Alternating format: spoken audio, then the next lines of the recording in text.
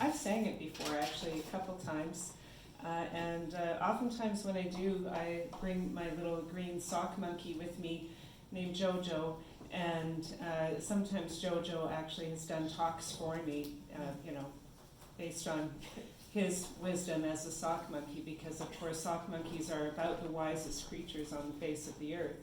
And they're all about joy. So I didn't do that today. I elected to instead have a whole different kind of talk today. So again, our March theme is divine authenticity, being unique. And we're all unique, right? And so Brene Brown from Gifts of Imperfection says authenticity is a collection of choices that we have to make every day. It's the choice to show up and be real. It's the choice to be honest, the choice to let our true selves be seen. Our true selves. Now last week I talked a little bit about that true self is your divine self. It's that part of you that wants to show up as the you that you are, because you are a unique, individualized expression of the divine. And when you are truly connected to that source, like the vine, the branches are connected to the vine, when you're truly connected to that source, then you are expressing the realness of who you are. But today I want to talk a little bit more about becoming real. And again, I've been sort of holding lightly to that theme from the Temple of Apollo, know thyself. So what does it mean to become real? Well, let's first begin with our Bible quote for the morning. In God we live and move and have our being. So that is the essence of being real. We are having our being in the divine. And because we are having our being in the divine is having its being through and as us. We allow our divinity to show up. That is what being real is. And Eric Butterworth says, don't let the world around you force you into its mold, but let God remold your mind from within. It's beautiful and powerful. And yet, there are times when I think that, we can't really not be molded by the world around us. We are born into and grow up in and learn from and become a part of a society, of a planet, of human beings that have ways of being and ways of seeing us and ways of choosing what is right and wrong and ways of coming about what our expression is as a society, as a people. We can't very well not be molded by our families or our people in whatever way that is. We can't not be molded, but at some point we have to make a choice, right? At some point we have to make the choice to take the label off. At some point we have to make the choice to set down the persona and dig deeper and see who we really are, and then allow ourselves to become that. Now I say we have to make the choice. We don't actually have to make the choice. We can go on living as a facade. We can go on living as the mask. And a lot of people do. And I feel personally that's a really sad way to be. And what I really see in that is that when we are allowing ourselves to be the mask, the persona, the facade, that we are not allowing then that really deep and beautiful and precious and sacred divine light that we are to be expressed and to shine in the world. So we're doing humanity a disservice as we're doing ourselves a disservice. We're doing the divine light that is God a disservice as we're doing ourselves a disservice. So it's important, I think. I think it's important for us to do that. And I think that if we allow the natural evolution of our life, the natural evolution of our life is to become more real. They say that, as you grow older, you care less about what people think about you and that sort of thing. When you're a teenager, what other people think of you is everything. It's like, oh my goodness, somebody looked at me funny. I must be awful. I must be completely unacceptable. Well, that was me anyway. Last week I told you a little bit about my growing up time feeling like I was a chameleon. Right? I was a different person for every group of people that I was around. For every friend I had, I didn't actually let my friends get together very much. I had friends over here and friends over there, and I was this person for that group because that's what would help me fit in there, and I was this person for that group because that would how I would fit in there. And I thought, if all of these people ever got together, oh my goodness, they wouldn't know who I was. Somebody would be saying, oh yeah, my good friend Tammy, she's this, that, the other thing. The other one would say, I have a good friend Tammy, but she's nothing like that. This was how I was. And it was partly because I didn't know who I was, and it was partly because of fear. There's a thing that I read this morning. It was, again, from the Science of Mind magazine, and he said that fear is the one reason why we are not our authentic selves is because of our fear. And that was so true for me. I had a lot of fear around that. I had a lot of fear around showing the truth of who I was. But there's a few things around that I want to talk about. And firstly, I want to read you a passage from the Velveteen Rabbit.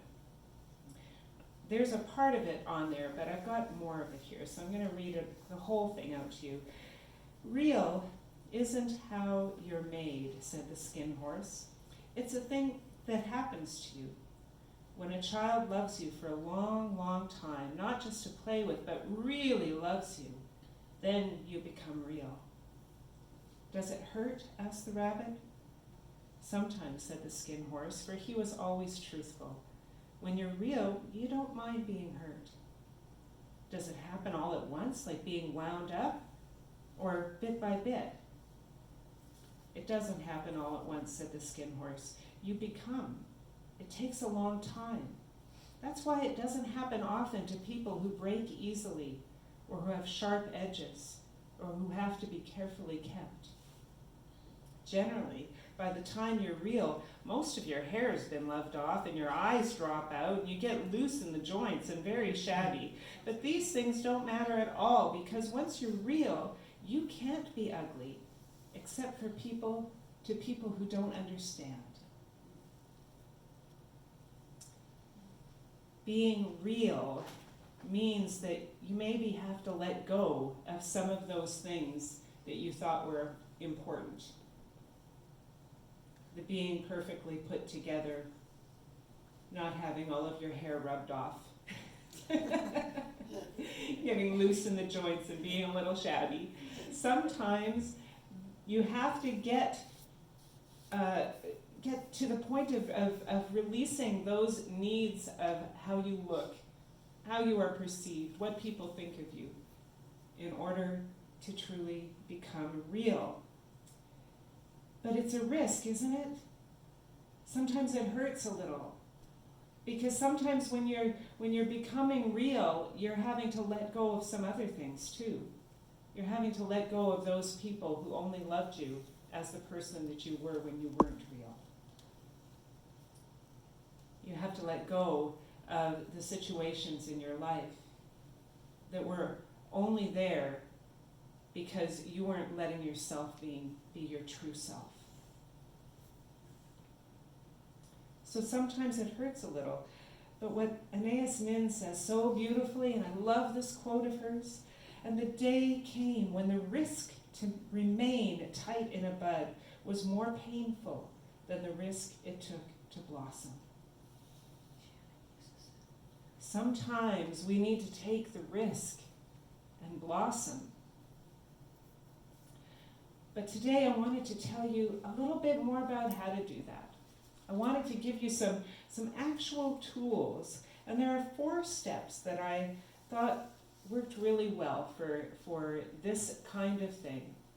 So to become real, these 4 steps: respect yourself, engage in self-care and healthy boundaries, align with your aliveness and joy, and lean into love and service. And so let's start at the top. Respect yourself. Respect yourself. Who is yourself? Yourself is God. Yourself is the divine. When you disrespect the person that you are, the light that you are, the goodness that you are already, you're disrespecting the divine.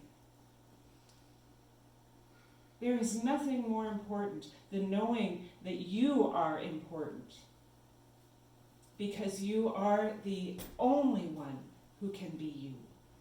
You are the only person who came into this lifetime with all of the history of existence that had to happen. Can you imagine, can you even fathom how many billions and trillions and hundreds of trillions of things had to come together to create this moment for you to be here now? From the dawn of time, you were important. Respect yourself. And when you don't feel like you are respecting yourself, look in the mirror and remind yourself, you are God. You are God in form, right here and now. This divine light that you are is the light of God through you. So that's a big one. The next one is engage in self-care and healthy boundaries.